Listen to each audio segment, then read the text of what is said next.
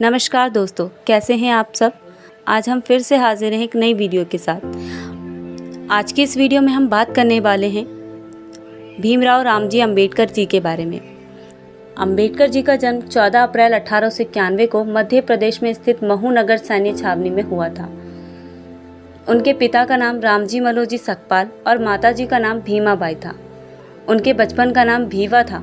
वह हिंदू महार जाति से संबंध रखते थे, जो तब अछूत कही जाती थी, और इसी कारण उन्हें सामाजिक और आर्थिक रूप से गहरा भेदभाव सहना पड़ता था। जैसे कि उन्हें गांव के कुएं से पानी निकालकर पीने की इजाज़त नहीं थी। पढ़ाई में सक्षम होने के बावजूद भीमराव जी को छुआछूत के कारण कक्षा के बाहर रहकर पढ़ना पड़ता था।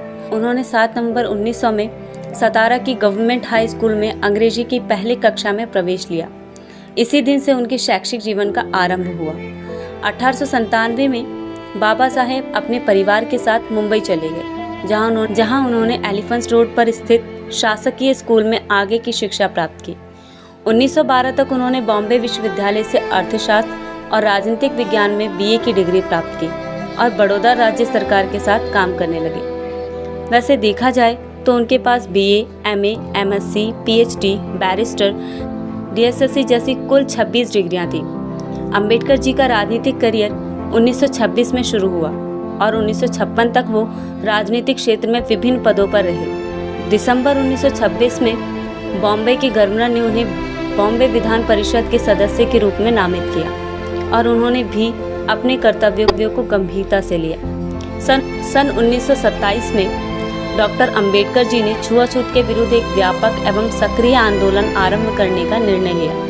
उन्होंने सार्वजनिक आंदोलनों, सत्याग्रहों और जुलूसों के द्वारा पेयजल के सार्वजनिक संसाधन समाज के सभी वर्गों के लिए खुलवाने के साथ ही उन्होंने अछूतों को भी हिंदू मंदिरों में प्रवेश करने का अधिकार दिलाने के लिए संघर्ष किया। तब तक भीमराव अंबेडकर जी सबसे बड़ी अछूत राजनीतिक बन चुके थे। 29 अगस्त 1947 को अंबेडकर जी को स्वतंत्र भारत के नए संविधान की रचना के लिए बनी संविधान की मसौदा समिति के अध्यक्ष पद पर नियुक्त किया गया। अंबेडकर जी एक बुद्धिमान संविधान विशेषज्ञ थे। उन्होंने लगभग 60 देशों के संविधानों का अध्ययन किया था। अगर बात करें उनके निजी जीवन की, तो बाबा साहेब का विवाह 15 वर्ष की आयु में अप्रैल 1906 में 9 साल की रामाबाई से करा दिया गया था। उन दिनों भारत में बाल विवाह का प्रचलन था। 37 साल की उम्र में 1935 को रामाबाई की एक लंबी बीमारी के बाद मृत्यु हो गई। बाबा साहेब जी की तरक्की और उच्च शिक्षा में रामाबाई जी का खासा योगदान और समर्पण था। 40 के दशक में जब अंबेडकर जी की तबीयत खासी खराब होने लगी थी और उनका डायबिटीज कंट्रोल से बाहर होने के साथ शरीर को प्रभावित कर रहा था, तब मुंबई में डॉक्टर शारदा ने उनका सफल इलाज किया।